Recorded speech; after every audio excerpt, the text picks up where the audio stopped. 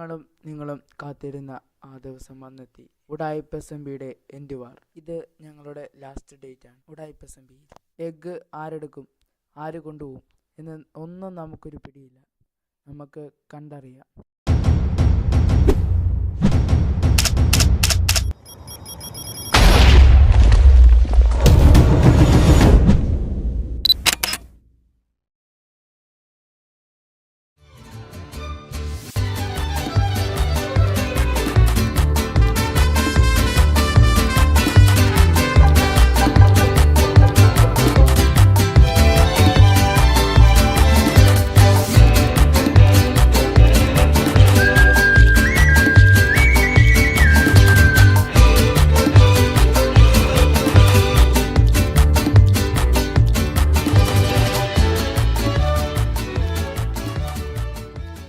അപ്പോൾ ഗൈസ്, നിങ്ങൾ ഇത്ര നേരം കണ്ട് നമ്മൾ ഫയറിൻ്റെ ബേസ് ഗ്രീഫ് ചെയ്തതാണ്.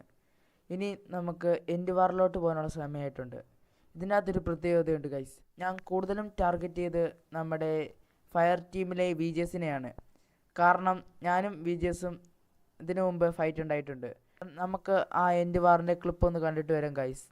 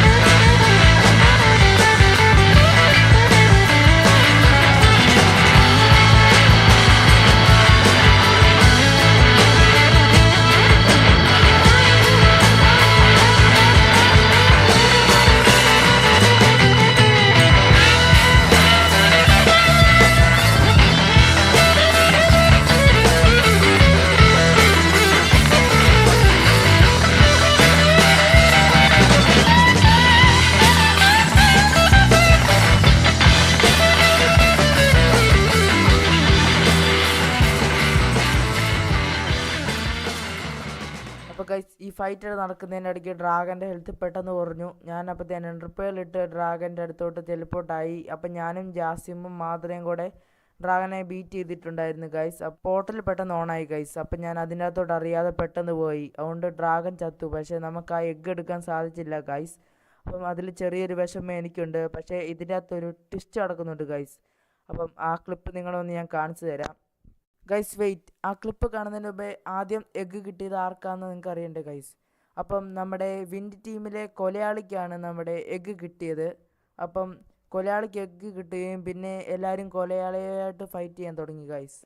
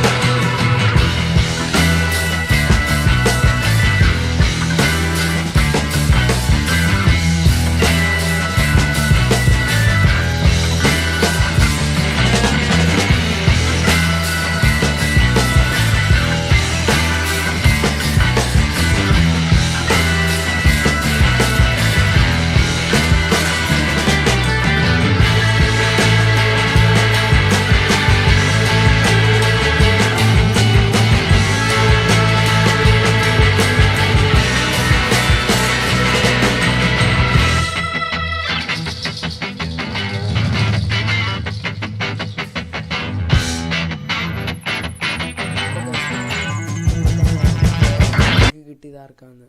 എഗ്ഗ് കൊണ്ടുപോയത് മിസ്റ്റർ ജെർഷി.